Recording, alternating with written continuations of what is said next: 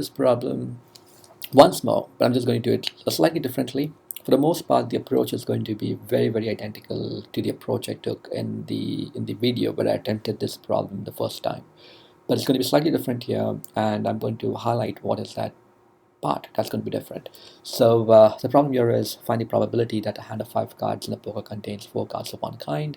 And again, these are my suits over here. So I've got 4 different suits: suit 1, suit 2, suit 3, and suit 4. And I've got a total of 13 different kinds, and my kinds are the columns. Okay, so I've got a total of 13 different kinds here. Okay, so a hand of 5 cards. So let's just create this position for these 5 cards here: 1, 2, 3, 4, and 5. And I know that I can select 52, choose 5. Those are different combinations that will yield the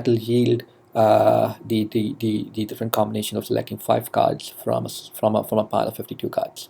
Okay, so this is exactly from the last video, but then what I'm going to do now is to count the number of cards that are going to have 4 cards of one kind. How many of these cards are present?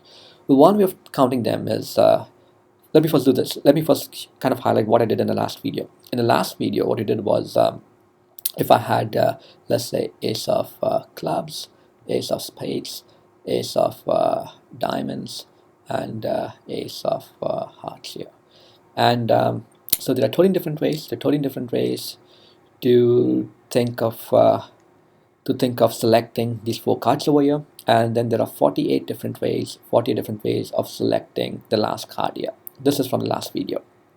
Okay, now what I want to do is I want to give this number 13 in a slightly different way, and again, this might be a little bit of an overkill here. So the approach that I'm going to take in this video is slightly different, and the approach here is that to select this first card in this hand of 5 cards, there are 52 different ways to select the first card. Okay, so here I've got total 52 different cards here, and there are 52 different ways I can select the first card. Okay, let's assume that the card that I select is this card over here, the one that I've highlighted in green, which is 3 of hearts. The moment I select 3 of hearts here, I must ensure that the next 3 cards over here, and again I'm just concentrating on this block on the first box over here, and the first box over here contains 4 cards, and I want to ensure that all these 4 cards are cards of the same kind, and there are 52 different ways to select the first card over here. And the moment I select 3 of hearts here, it kind of becomes imperative that the next 3 cards must be from this column here. It must be from this column here.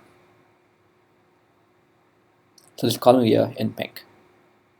Okay, so this card has already been selected. This has already been selected as the first one. For the next one, I've got a total of 3 different ways to select the second card, because there's just 3 remaining here, and the 3 different ways to select the second card, and there are 2 different ways to select the third card, and finally there's 1 different way to select the last card. Okay, so the multiplication of 52 times 3 times 2 times 1 is going to give you a different number of arrangements.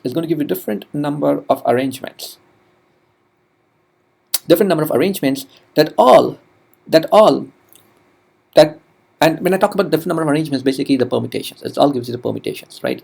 Other word over here is the number of permutations.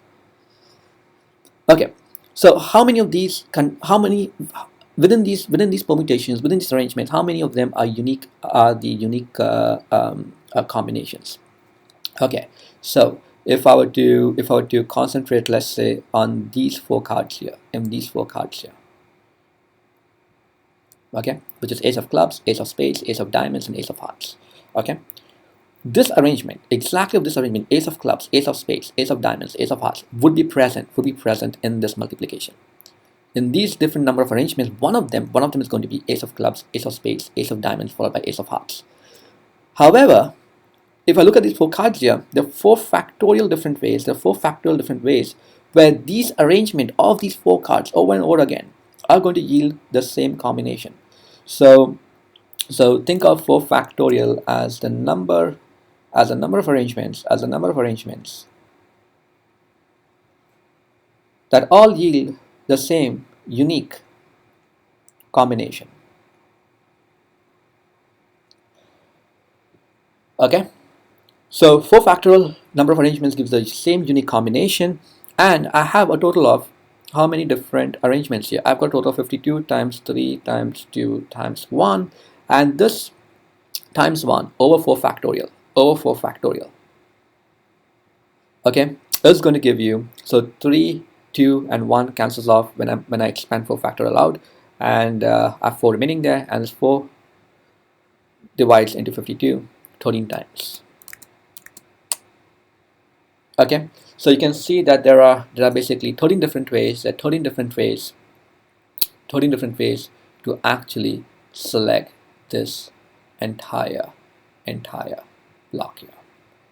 Okay, so it seems like a long process, it seems like a really very at some point it may also be non-intuitive, but keep in mind that that because I've been stressing simply on the counting aspects without using the formulas of permutations and combination, I'm just exploiting the factorial problem, which is the different number of arrangements, and then somehow thinking about what are the different number of arrangements within that factorial problem that basically yields the same combination.